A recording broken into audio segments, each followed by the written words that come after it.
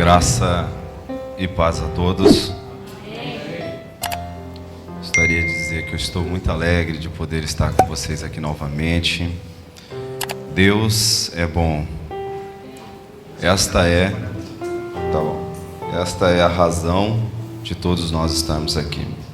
Gostaria de agradecer a Deus, na pessoa do pastor Jerry e a família, que nos recebeu com todo carinho, nos hospedou em sua casa, nos fazendo sentir à vontade. A esposa do pastor, o filho, a família toda, sempre nos recebendo com muito carinho. Estou acompanhado da minha esposa, minha princesinha, que sempre está do meu lado, e meus amigos, né?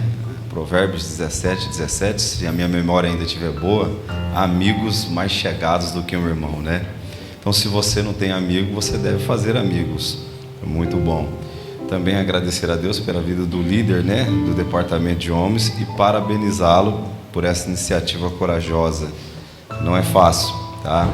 Principalmente no período que a gente está vivendo, há uma grande escassez. Muitos homens aí estão totalmente desanimados, não tem mais aquele vigor para continuar em abundância, fazendo a obra e avante. Se você dá uma olhada para trás, você vai ver que a maior população aqui é feminina, né? No entanto, o culto é dos homens, e isso é no contexto geral. Quando a gente deixa de fazer o que a Bíblia nos ordenou a fazer, as mulheres vão fazendo, porque a obra não para. Então, você que é homem, não faz parte do grupo, eu não sei o que você está fazendo fora do time. Esse é o seu time. Você deve fazer parte, tá bom? Então comece a participar dos ensaios. Eu quero compartilhar uma palavra com vocês. Abra aí a sua Bíblia, livro de Êxodo, capítulo de número 17.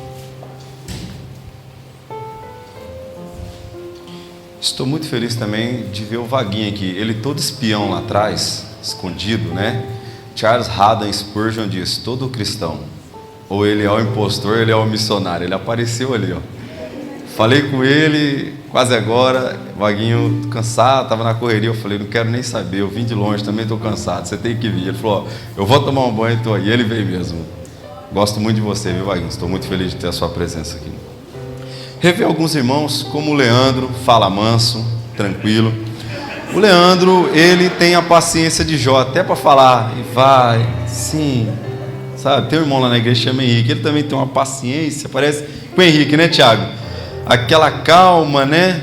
Soltaram as tartarugas na mão dele, as tartarugas estão lá até hoje, não conseguiu sair. Os irmãos, ele tem aquela passividade. Aí veio aqui o nosso irmão abençoado, lembro o nome dele, o Rafael. Reveu o pastor que esteve em nossa igreja, não vou lembrar o nome porque eu sou ruim também. Pastor Paulo trouxe-nos uma palavra na igreja muito edificante, muito bom ver ele, a esposa e todos os irmãos que eu tive o privilégio de conhecer quando vim aqui. Bom, sem mais delonga, amanhã quero vocês aqui de manhã de novo, e eu tenho um tema interessante para falar amanhã, então não falte. E não venha sozinho não. Não seja um cara lambida, vem sozinho para uma benção dessa. Convida os amigos. Traga alguém que não é cristão, seja um missionário. Insista com alguém, seja um vendedor. Fale de Cristo, traga ele para essa manhã, porque amanhã eu vou falar sobre a vinda de Jesus. Êxodo 17, verso 1, se iniciará a nossa leitura. Toda a congregação dos filhos de Israel partiu do deserto de Sim, indo de lugar em lugar, segundo o mandamento do Senhor, e acamparam-se em Refidim. Mas lá não havia água para o povo beber. Então contendeu o povo com Moisés e disse: dá-nos água para beber. E respondeu-lhe Moisés: por que contendes comigo? Por que tentais ao Senhor? Tendo o povo aí sede de água, murmurou contra Moisés e disse: por que nos fizeste subir do Egito para nos matar de sede? A nós, aos nossos filhos, ao nosso gado. Clamou Moisés ao Senhor: o que farei com este povo? Daqui a pouco me apedrejarão. Então disse o Senhor a Moisés: passa adiante de ti e do povo, toma contigo alguns dos anciões de Israel, leva contigo a tua vara com que feriste o rio e vai. Eu estarei ali diante de ti sobre Horebe, a rocha, e ferirás a rocha, e dela sairá água, e o povo beberá. Moisés assim fez na presença dos anciões de Israel. E chamou o nome daquele lugar Massá Meribá, por causa da contenda dos filhos de Israel. E porque tentaram ao Senhor, dizendo: está o Senhor no meio de nós ou não? Então veio Amaleque e pelejou contra Israel em Refidim. Pelo que disse Moisés a Josué: escolhe-nos homens e saiam a peleja contra Amaleque. E amanhã eu estarei no cume do monte, e a vara de Deus estará na minha mão. Fez Josué conforme Moisés lhe dissera e pelejou contra Amaleque.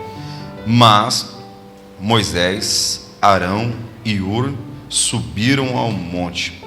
Quando Moisés levantava as suas mãos, Israel prevalecia. Mas quando ele abaixava as mãos, Amaleque prevalecia. Quando as mãos de Moisés ficaram cansadas, tomaram uma pedra, puseram-na debaixo dele, e ele se assentou nela. Arão e Hur se sustentaram as suas mãos, um de cada lado. Assim ficaram as suas mãos firmes, até o sol se pôr. Assim Josué venceu o exército amalequita a fio da espada. Então disse o Senhor a Moisés: escreve isto para a memória num livro, e repita-o a Josué, porque riscarei totalmente a memória dos amalequitas de debaixo do céu. Edificou Moisés um altar ali e chamou: o Senhor é a minha bandeira, ou Jeová Nissi. E disse-lhe, pois, mãos foram levantadas ao trono do Senhor, e fará guerra contra Amaleque de geração em geração. Amém? Meus irmãos, hoje eu quero compartilhar com vocês nessa noite um tema para a gente discutir nessa noite especial. E o tema que eu quero compartilhar com vocês é lições para uma vida. Existem lições que a gente aprende ao longo da vida que a gente nunca mais se esquece, e a transferimos para os nossos filhos, amigos e assim sucessivamente. E com esse tema, falando sobre algumas lições que a gente vai aprender ao longo da vida, eu me lembro que quando criança, eu nasci numa cidade do interior de São Paulo chamada Araçatuba, tem 200 mil habitantes a cidade. Eu morava num bairro muito violento, o índice de criminalidade era altíssimo no lugar. A nossa família sempre passou dificuldade, hoje graças a Deus está bem melhor do que se estava antes. E eu me lembro quando pequeno, minha mãe morava com a minha avó, nós somos em 5 irmãos, 4 homens, um casalzinho de gêmeos, né? Casal não, na verdade, 2 irmãos gêmeos e a minha irmã. E morando com a minha avó, minha mãe trabalhava dia e noite para poder nos sustentar. Meu pai tinha ido embora, que ele havia se envolvido com as drogas, e aí acabou acontecendo o divórcio. E num desses episódios, a minha avó, ela sempre serviu a Deus. Ela congregou no Ministério do Belém durante 50 anos da sua vida, 50 ou 55 anos. E eu me lembro que num desses dias, ainda menino, devia ter aí na faixa de 11 a 12 anos, mais ou menos, não me lembro ao certo. E eu estava na frente de casa e tinha uns vizinhos. A nossa casa, ela não tinha portão, não tinha muro. Nós éramos bem pobrezinhos mesmo. E o vizinho da frente era um pouquinho melhor de situação. Ele trabalhava numa churrascaria. E eu me lembro que naquele dia ele estava fazendo um churrasco, era um final de semana. E eu estava lá olhando para a churrasqueira e ele fazendo aquele churrasco. Eu me lembro que eu estava com o chinelo travado no arame. A gente era muito pobre. Quando quebrava a correia de chinelo, nós esquentávamos um arame, furava para usar até o fim. Quem riu porque já usou isso aí. E foi uma situação. E eu com o chinelo assim, travado no arame, olhando para eles assim. E ele era churrasqueiro, ele fazendo aquele cupim, aquela bola de cupim, ponhando aquelas picanhas, e eu com o olho assim, sabe, saindo água da boca, e ninguém me dava nada. Eu entrei para dentro de casa numa revolta tão grande. Eu disse: vó, a senhora serve a Deus há tanto tempo, eu não consigo entender como que esse Deus é bom e a gente passa fome, a senhora é doente e a gente vive na miséria. Se esse Deus existe, Ele não te ama. Eu me lembro que ela dobrou os joelhos E ela disse assim: eu vou te ensinar uma coisa. E ela orou. E ela disse: Senhor Deus de Abraão, prepara a carne assada para o meu neto. E se levantou. Quando ela se levantou, eu não me lembro o tempo, passou alguns minutos, alguém bateu na porta, porque a nossa casa não tinha portão. Então a pessoa já entrava, já ia direto lá na porta. Então a porta sempre ficava, as casas no Brasil naquela época, as portas eram bem na frente assim, não era do lado. E aí bateram na porta, ela falou: você não vai atender, Diogo? Eu estava na cozinha olhando para ela, aquela situação, e ela disse: vai atender, porque a carne que você queria, o Deus de Abraão preparou. Quando eu abri a porta de casa, lá estava a dona Sônia, com aquelas formas que os mascates vendiam, mais ou menos assim, média, cheia de carne, cupim, picanha, linguiça assada. E ela disse: tem alguma coisa a dizer, Diogo? Eu disse: não, vó. Então ela aprende essa lição. Eu aprendi com a irmã Ernestina que a oração funciona. E hoje eu quero compartilhar com vocês algumas lições da vida. E a dona Ernestina não está mais comigo, ela morreu, hoje ela está na glória, ela voltou para casa. Mas ela deixou uma lição que eu jamais vou esquecer, que a oração funciona. John Bunyan disse: na oração é melhor você ter um coração sem palavras do que palavras sem um coração. João Calvino disse que a oração é o antídoto para todas as nossas aflições. Se tem uma lição que você tem que gravar essa noite, é a oração funciona. Então não para de orar, não desista, insista, porque a ferramenta de um cristão é a oração. Martinho Lutero disse: assim como um alfaiate costura a roupa, o sapateiro remenda sapato, a oração é o ofício de um cristão. Um cristão que não ora não é cristão. Então a primeira lição que a gente tem que aprender para ter uma vida de sucesso é orar. Irmã Ernestina se foi, mas eu nunca mais vou esquecer. John Wesley disse: eu aprendi mais sobre Deus com a minha mãe Susana Wesley do que com todos os teólogos da Inglaterra. Dona Ernestina não sabia ler, ela passou fome, tinha bronquite e asma, viu o filho ser assassinado com 6 tiros, nunca teve um carro, nunca conseguiu pôr uma porta na sua casa, nem muro, nem portão, mas nunca desistiu de servir a Deus. Os netos todos envolvidos no crime, com a vida perdida, e ela dizia assim para todo mundo: eu sei que o meu Redentor vive e que por minha causa ele se levantará. Meus netos pregaram a palavra e hoje eu estou aqui, cruzei o oceano nessa cidade para te dizer que a Ernestina não está mais aqui, mas ela deixou uma lição. A oração funciona, a oração funciona, a oração funciona, porque a Bíblia diz ainda: tudo que pedirdes em oração, crendo recebereis. Então hoje eu quero falar sobre isso, lições para uma vida. Eu compartilhei a minha.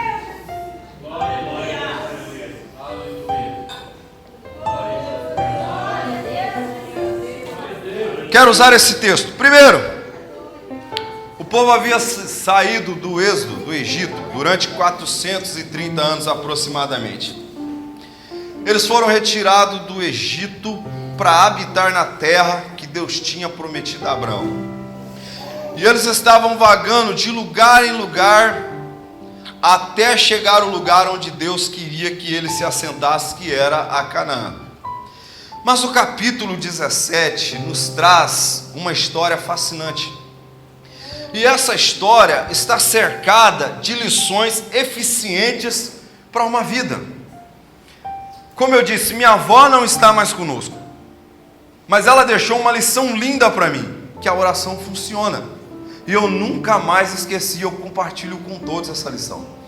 E quando a gente lê o livro de Êxodo 17, Moisés saiu do deserto de Sim, e ele estava indo destino ao monte Sinai, ou monte de Deus. Ele iria fazer uma parada para orar, mas antes de chegar no monte, eles tinham que fazer uma parada, porque naquela época o pessoal andava a pé. Não tinha condução para todo mundo. Então eles conseguiam andar aproximadamente 40 quilômetros por dia, e era necessário fazer uma parada para descansar, reabastecer e depois seguir viagem. Então nessa ida até o monte de Deus, eles param num lugar chamado Refidim. O interessante é que Refidim era a última parada que era feita antes de chegar ao monte de Deus, o lugar onde Deus iria falar com o seu povo. Então quando eles pararam em Refidim, Eles chegaram naquele lugar.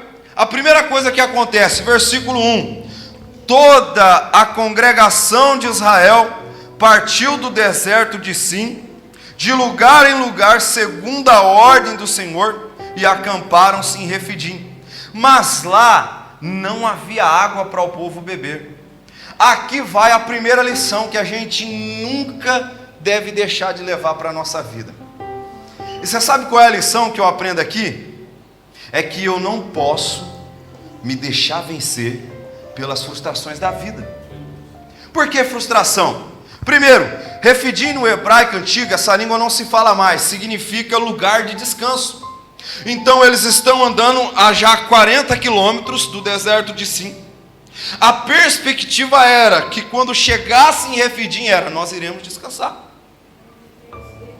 Segundo alguns historiadores, Refidim era um lugar cercado por um lago de água doce. Ao redor do lago tinha palmeiras que forneciam sombra. Então eles estão vindo de uma caminhada exaustiva, fisicamente cansado, psicologicamente também, porque não tinha uma casa, uma terra, e eles estavam andando, seguindo a orientação de um líder, Moisés. Então a perspectiva era, quando nós chegarmos em Refidim, nós iremos deitar debaixo de uma palmeira, nós iremos descansar dessa jornada, e depois seguiremos para o lugar que Deus ordenou. Então quando eles chegam em Refidim, o texto é claro, lá não tinha água, foi a primeira frustração. Talvez uma das coisas que você deve aprender na sua vida é: você não pode se deixar vencer pelas frustrações da vida.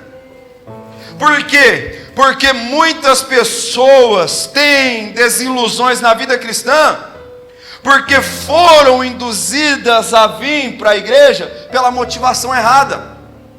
Observe só, vem para a igreja porque se o seu casamento está destruído, Deus vai reconstruir, não é errado. Vem para a igreja que se você está desempregado, Deus vai abrir uma grande porta. Vem para a igreja porque se você está doente, lá tem um Deus que cura. É errado? Não. Mas trazemos as pessoas para a igreja com a motivação errada. Por quê? Porque quando isso não acontece, acontece frustração. Quem falou para mim mentiu. Então qual é a forma adequada para evitar a frustração? Por que um candidato tem que vir para a igreja? Porque a Bíblia diz que ele estava morto em seu delito e em seu pecado. Por que você deve ir para a igreja? Porque além do seu casamento, existe uma vida após a morte que te aguarda. Por que você tem que vir para a igreja? Porque a Bíblia diz que Ele nos amou muito mais do que uma mãe. Porque um amor de mãe pode falhar. Isaías diz que ainda que uma mãe que cria o filho do seu ventre possa não se compadecer dele, Deus se compadece. Então por que você tem que vir? Porque você não merecia, mas há 2000 anos atrás alguém pagou uma dívida que você não tinha condições de pagar. Por que você precisa ir para a igreja? Porque o inferno é o seu destino, mas Cristo pode mudar essa rota. Talvez nós temos que mudar a estratégia para a motivação ser outra. Como vencer a frustração, Diogo? Não pensa você que servir a Deus não vai haver frustração. Vem para a igreja que tudo vai dar certo. É mentira. Um evangelho de facilidade, um evangelho que não exige sofrimento, um evangelho que não traz as marcas do Calvário. Ele disse: todo aquele que quiser vir após mim deve negar a si mesmo, tomar a sua cruz e me seguir. Se te diz que o evangelho não traz constrangimento, se te diz que o evangelho não causa lágrima, meu irmão, você está vivendo outro evangelho. Porque o de Cristo traz sofrimento, traz pesar, traz agonia, traz solidão, traz traição, traz dor, traz tristeza, mas acima de tudo isso ele promove um preço de glória eterna. O apóstolo Paulo diz em Romanos 8:18: porque para mim tenho por certo que as aflições desse tempo presente não são nada comparado com a glória em que nós há de ser revelada. Vai haver frustração no caminho, vai haver decepção na jornada, mas você não pode parar, porque se Cristo venceu, você vencerá também. Somos peregrinos neste lugar, a nossa casa é lá, e muito em breve nós estaremos indo embora. Não se deixe vencer pelas frustrações da vida. Não tinha água, foi a primeira frustração. E o que eu preciso fazer para vencer a frustração? O próprio texto nos ensina. Primeiro, tira os olhos da circunstância e olhe para o Criador. O povo viu a ausência de água como morte. E agora? Nós vamos morrer, Moisés. Você nos tirou do Egito para matar a gente de sede. Quando tiramos os olhos do Criador e colocamos na circunstância, estamos propensos a sermos murmurador. E aí diz o texto que o povo murmurou. A Bíblia diz que Deus abomina os murmuradores. E você sabe por quê? Porque a palavra murmuração aqui no hebraico significa assim: se fosse eu, não estaria assim. Ah, se é eu liderando aquele departamento, não estaria assim. Para você vencer a frustração, você tem que tirar os olhos da circunstância e colocar os olhos no Criador. O povo olhou a ausência de água e viu o fim. O povo olhou para a circunstância e diz: nós iremos morrer. Mas Deus queria que eles olhassem a circunstância por um ponto de vista diferente. A ausência de água era a oportunidade que Deus estava dando para eles verem que o Deus que eles servem traz à existência as coisas sobrenaturais. Não tinha água, mas Deus fez a água sair da rocha. A maneira como olhamos para as coisas determinam como elas serão. Exemplo: quando Golias se apresentou ao exército de Saul, todo mundo falou: olha o tamanho daquele homem. Eu ouvi dizer que ele é treinado desde a sua infância, é uma arma de matar, 2,80 metros aproximadamente. O escudo dele pesava 60 quilos, a lança dele tinha mais ou menos 45 quilos, só a ponta dela era 15. A caneleira que ele usava tinha 30 quilos cada um. O homem parecia uma arma de matar. E o povo olhou e falou: esse homem é grande, ninguém consegue matar ele. Davi olhou e falou: quem é esse circunciso? 2 grupos de pessoas, mas cada um com um ponto de vista diferente para o problema. Então, se você não quer ser vencido pelas frustrações, tira os olhos da circunstância e olhe para o Criador. Não enxergue as suas dificuldades como a ausência de Deus.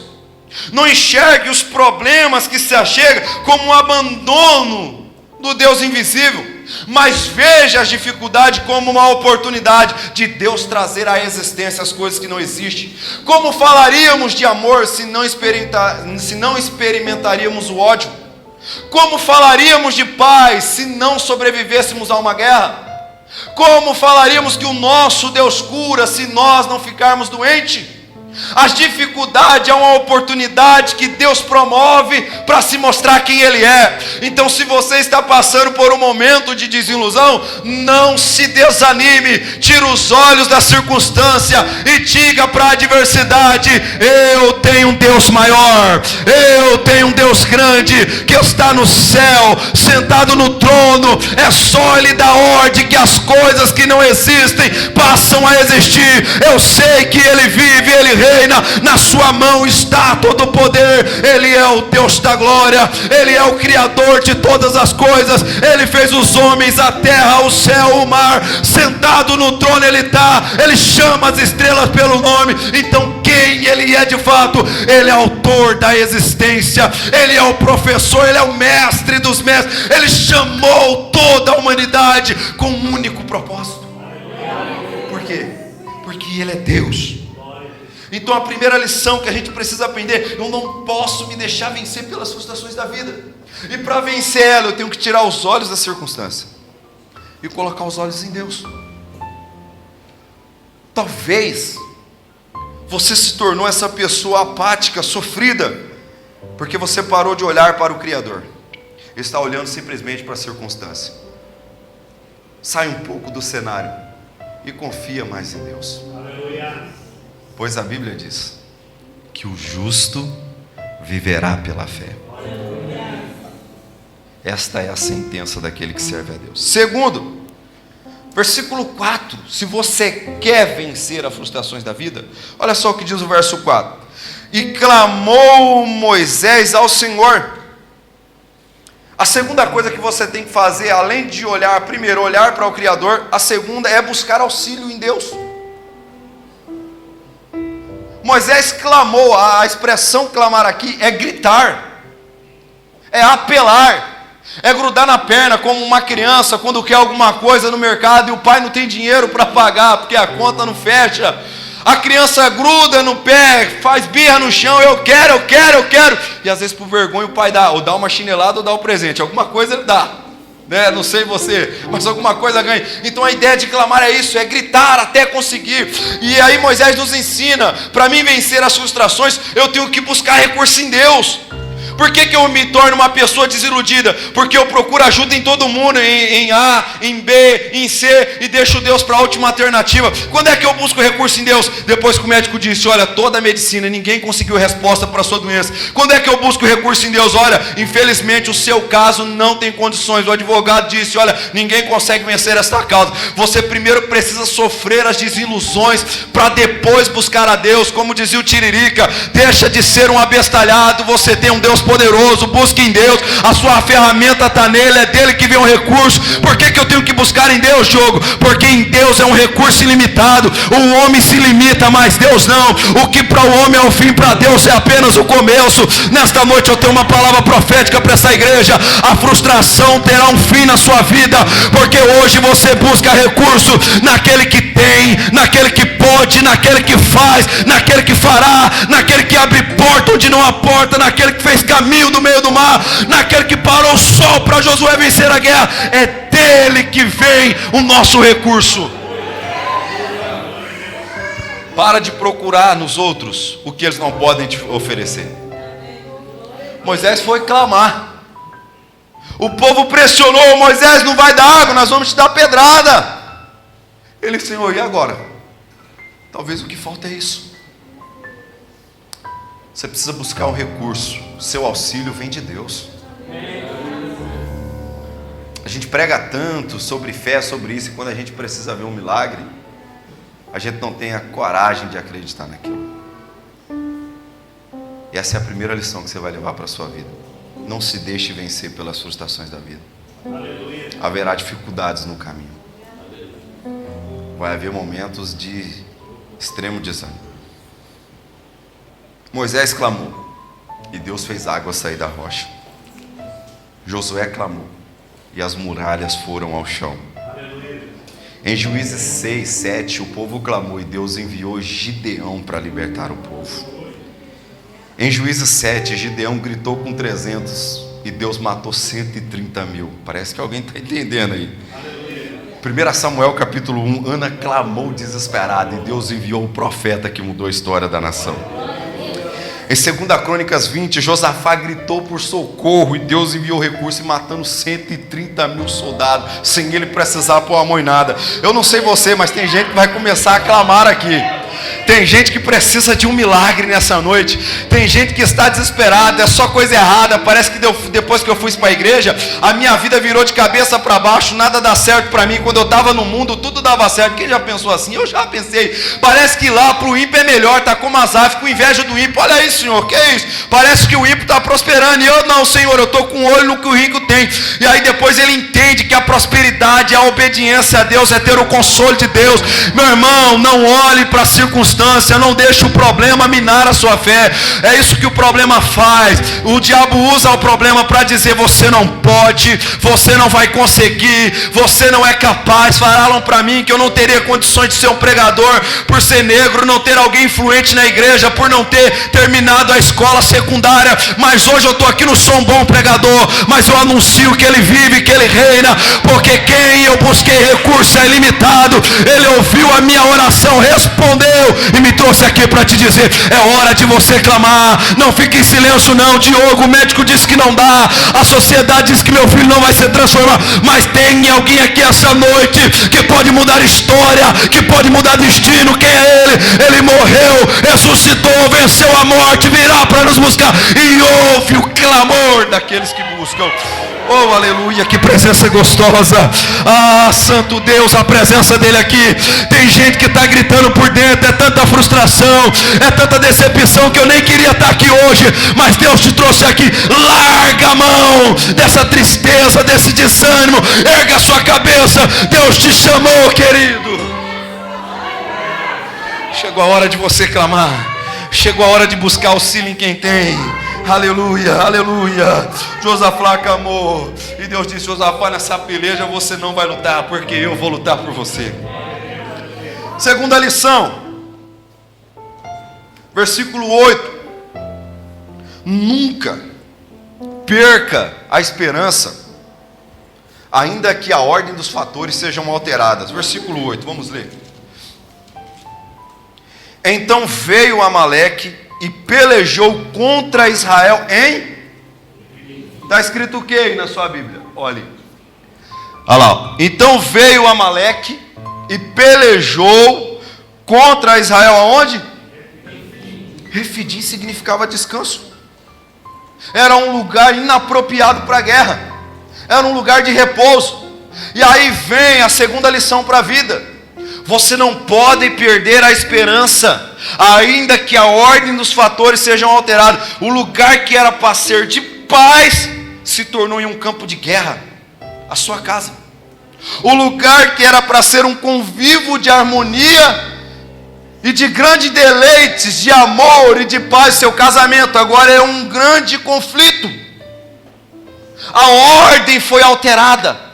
As coisas sofreram mutações. Lá era para se descansar. A palavra Amaleque significa mal. No lugar de descanso, o mal decidiu provocar uma guerra. Então o que eu tenho que fazer para não perder a esperança? Muito obrigado. 50 euros. Louvado seja Deus, que eu tenho muitos irmãos aqui que me amam, não é verdade? Se cada um dá um, não vai dar nada para ninguém. Se todo mundo dá um pouquinho, pode cobrar mais, pastor. Nós tem bastante gente aqui. A união faz a força. Aí o pessoal ria, mentira, que a união faz o açúcar lá em São Paulo. A união é uma empresa que faz açúcar. A gente falava, a união faz a força. O pessoal, mentira, a união faz açúcar. Brincadeira. Então o que eu tenho que fazer, Tiago, para não perder a esperança quando as coisas mudam? Gente, já aconteceu isso com você? Lá a gente faz a propaganda, vai lá que é certeza que o lugar é bom. Se você for naquele restaurante, como dizia o português, se calhar lá é fish. É fish, né? Lá no norte, lá fala fish, quando é uma coisa boa, né? Não sei se aqui é. Lá é fish. Aí você vai, você pega um cabelo no seu prato, aí você fala, a experiência foi horrível. Frustração, né? A ordem foi alterada. Lá era para se descansar, Refidim, mas lá eles foram atacados pelo mal. Amaleque significa mal. Tem hora que quando a gente está vivendo um momento de paz, na nossa casa, no casamento, na igreja, de repente parece que a vida da gente vira da cabeça para baixo. É uma turbulência atrás da outra. E a gente fica sem esperança. E agora, o que eu vou fazer? Eu vou entregar o cargo para o pastor porque eu não aguento mais. Eu vou chegar e falar para o meu líder, eu não vou mais participar, porque esse negócio de ser crente não está valendo a pena. Quantas vezes somos forçados pela circunstância a perder a esperança? O médico já desenganou, a sociedade diz que não vai haver melhora.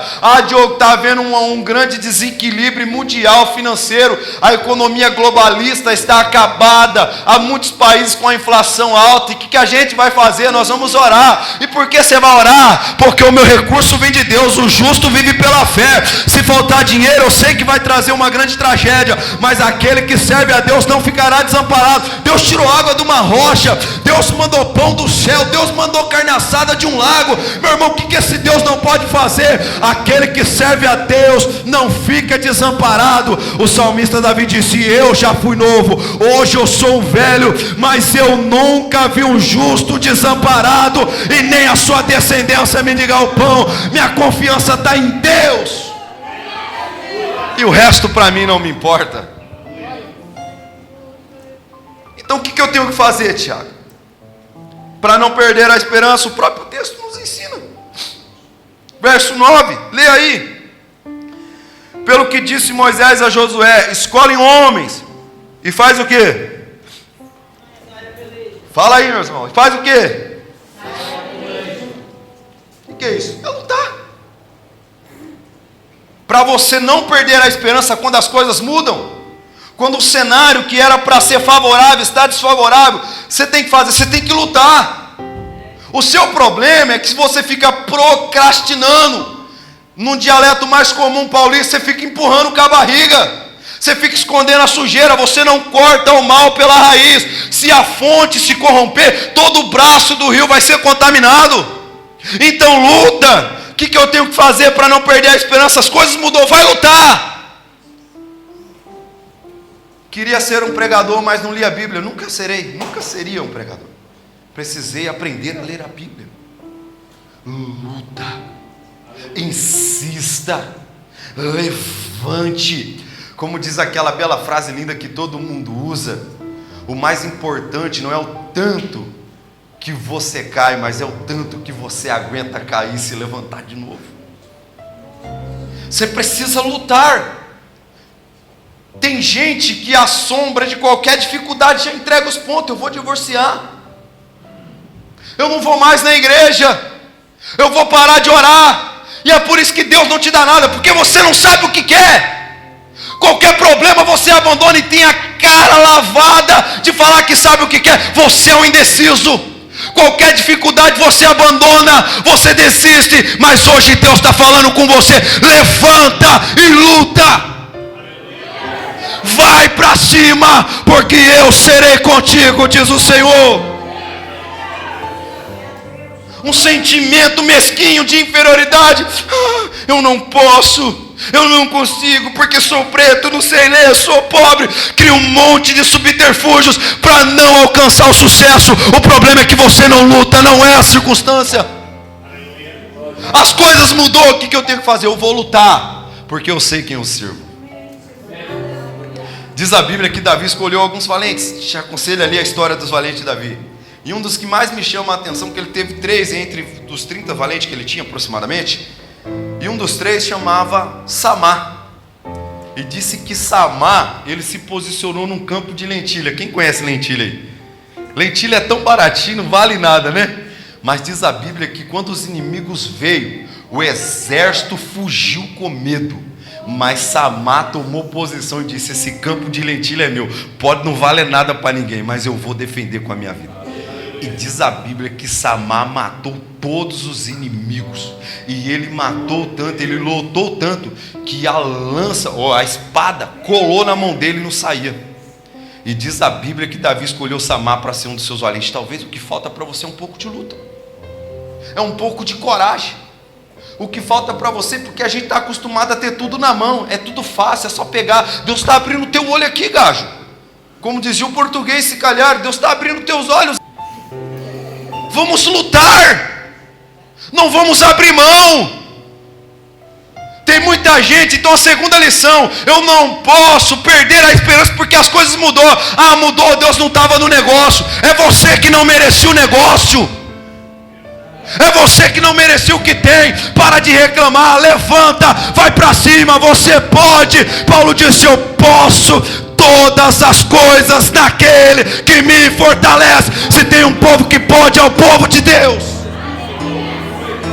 Porque existe um Deus no céu que é conosco. Existe um Deus no céu que nos fortalece. Existe um Deus na eternidade que fez uma promessa: eu estarei com vocês todos os dias até a consumação dos séculos. Deus nessa noite te orienta: luta, insista, continua, não desista. Então, para não perder a esperança, o que eu tenho que fazer? Aos gajos, o que eu tenho que fazer, gajaiada? Meu Deus, só irmão, o que você tem que fazer? Meu Deus, cadê os homens dessa igreja? Eu nem vou chamar as mulheres, que não vai ficar feio. Vamos ensaiar. O que nós temos que fazer, camarada? O quê? Fala pro diabo ouvir. O que você tem que fazer? Para o seu casamento, para a sua família, para os seus sonhos, para os seus filhos, para os seus projetos, para a sua cidade, para a sua igreja, pelos seus amigos, pelos irmãos aqui dessa casa. E as mulheres? O que vocês têm que fazer, mulherada? O que vocês têm que fazer, mulherada? Pelo seu casamento, pelos seus filhos, pela obediência aos seus maridos. É luta para obedecer, não é fácil, entendeu? Por isso que eu usei esse tema.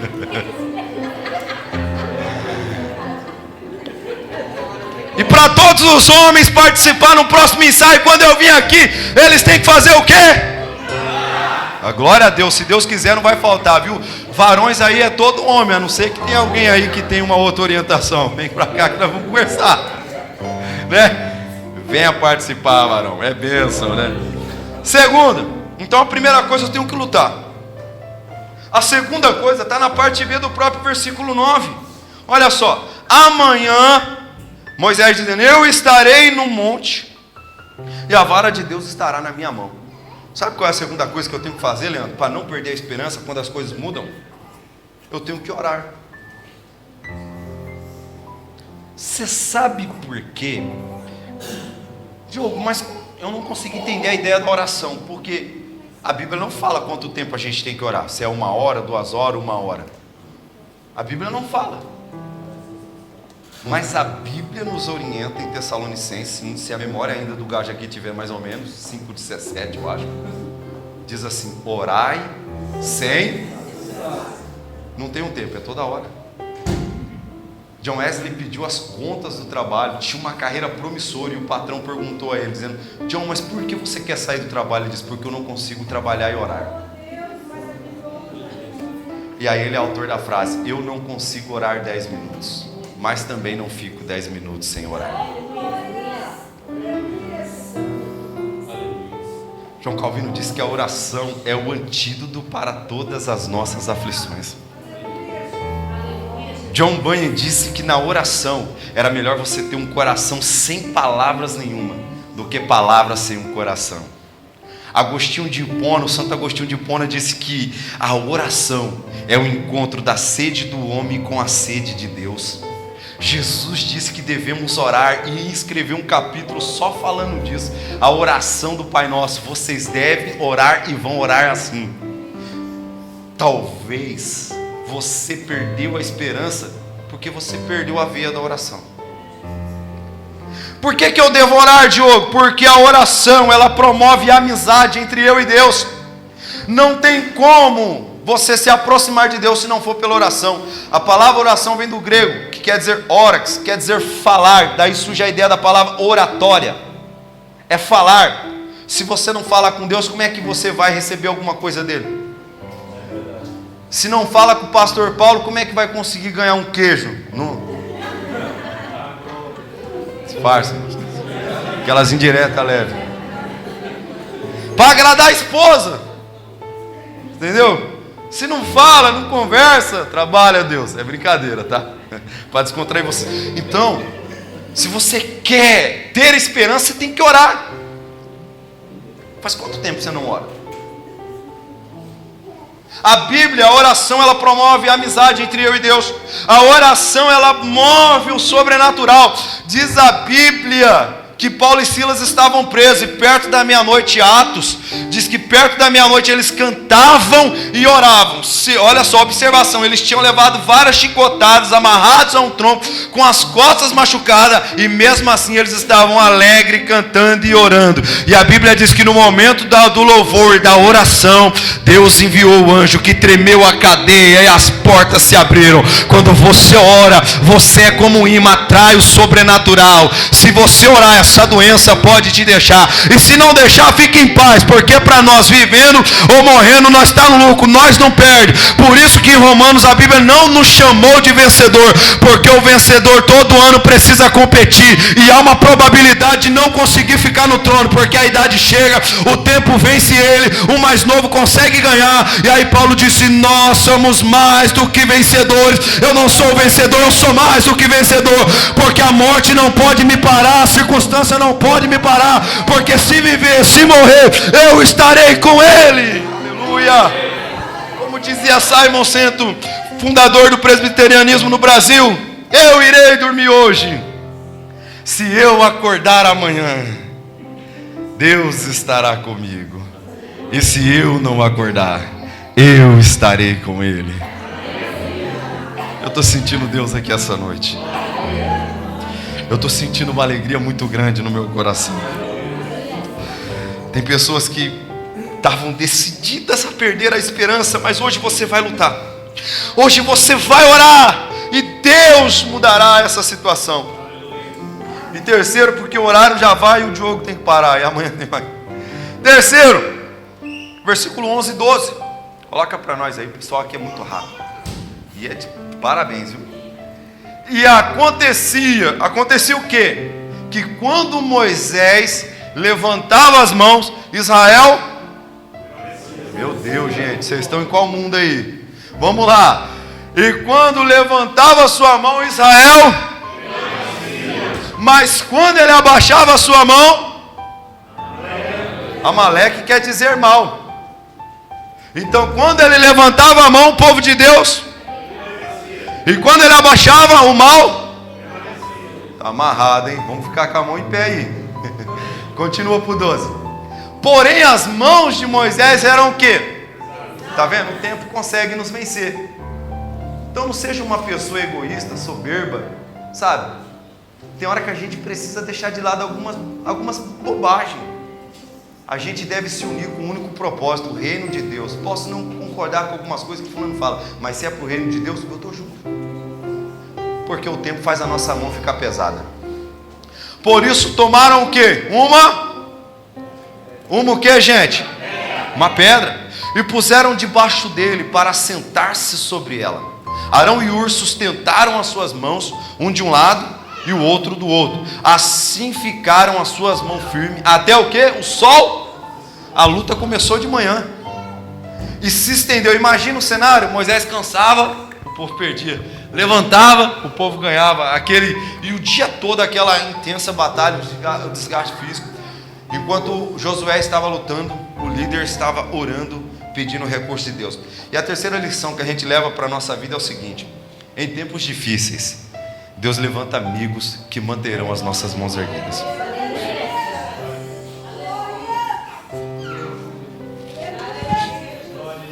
Eu passei por uma dificuldade muito grande na minha vida alguns anos atrás, faz muito tempo. E eu tive uma frustração tão grande mesmo. Eu já pregava, já ia em vários congressos, né? Viajava em muitos lugares ali próximo da minha região. Eu sofri uma decepção. Tinha muitos amigos, muitos mesmo. E quando eu passei por essa dificuldade, uma dificuldade terrível, os meus melhores amigos viraram as costas para mim. E eu fiquei numa depressão tão profunda, muito chateado, muito triste. Eu cheguei à conclusão que eu queria me matar. Que eu estava cansado daquela vida. Eu falei, Senhor, eu não vou voltar mais para o mundo do crime de onde eu vim. Eu vou tirar minha própria vida. Eu estava desgastado. E o que mais me frustrava é que eu tinha sido um canal de bênção. Claro que tudo foi Deus que fez. Compartilhei com o sofrimento de muitos amigos. E a hora que eu mais precisei, ninguém estava lá. E aí eu saí de manhã decidido. Tinha uma árvore próxima onde eu estava residindo. Eu subi naquela árvore e disse, eu vou pular de cabeça, eu vou tirar minha própria vida. Eu estava chorando, eu falei, Deus, eu não quero mais. É muita frustração. Olha só, a hora que eu mais preciso, ninguém aqui aparece para dizer, olha, você está bem. Você precisa de um abraço. A gente está disponível para orar, para visitar, para ir auxiliar, para dar palavras. Um líder é amigo de todo mundo, mas a hora que ele precisa, ele quase nunca tem ninguém. Porque todo mundo pode ter um momento de fraqueza, mas o líder não. Nossa, pastor, você não sabia. Somos homens, e aí em cima daquela árvore, pensando nisso, eu falei, eu vou pular, quebrar o meu pescoço e eu vou morrer. Eu estava muito angustiado. Eu disse, eu não quero mais essa vida para mim, não quero mais pregar a palavra. O povo crente é um povo ruim. A hora que eu mais precisei, eles me abandonaram.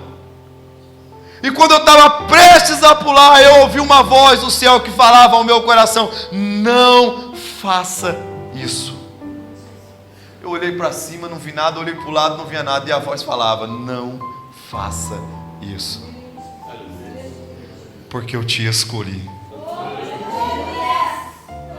Eu te tirei do crime. Eu te lavei. Eu perdoei o seu pecado. E vou te levantar para restaurar vidas aonde for. E através da sua vida, eu vou transformar a vida de milhares de pessoas. E hoje eu estou aqui na Europa, no Portugal, em Caldas da Rainha, para dizer para você, as coisas um dia vão mudar. Talvez não serão para boas. Talvez perderemos alguém que amamos. Talvez seremos traídos, abandonados, adoecidos. Vai chegar dias doloridos que a vida não vai ter sentido. E a vontade vai ser de parar. Quando essa hora chegar, você ouvirá a minha voz falando no teu coração: luta, ora, porque eu te escolhi, eu te lavei, eu te perdoei, eu te encontrei quando todo mundo te abandonava.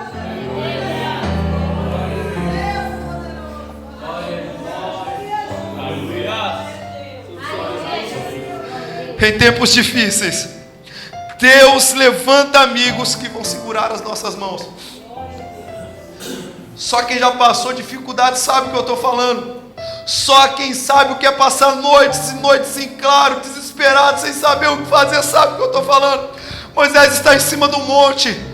Ele está desesperado porque o teu povo está perdendo. Ele está com as mãos erguidas, dando tudo de si. Mas o tempo venceu Moisés. As mãos dele se cansou. E ela foi ao chão. E o povo começou a perder. Mas no momento de dificuldade, estava com ele Arão e Hur. Arão pegou uma pedra. E Moisés, vou usar isso aqui para você entender o que aconteceu. Olha isso. Pegou uma pedra, colocou assim: senta, Moisés. Moisés sentou numa pedra. Preciso de 2 candidatos aqui. Vem cá os dois, Leandro e o nosso amigo. Vem para cá. Para você entender o que Deus está falando. Você pode ficar nessa posição assim para mim? Os dois, um de lado, um do outro. Para você entender. Moisés não estava aguentando mais. Aí sabe o que aconteceu? Segura aqui.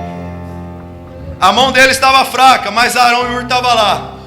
Eles se encurvaram, colocou a pedra e falou: meu líder, pode ficar aí até a hora que você quiser. Enquanto nós estivermos aqui, a sua mão não vai cair. É isso que Deus vai fazer. Quando você pensar em abaixar, quando você pensar em recuar, Deus colocará Arão, Hur, que vão curvar as costas para você manter a mão erguida.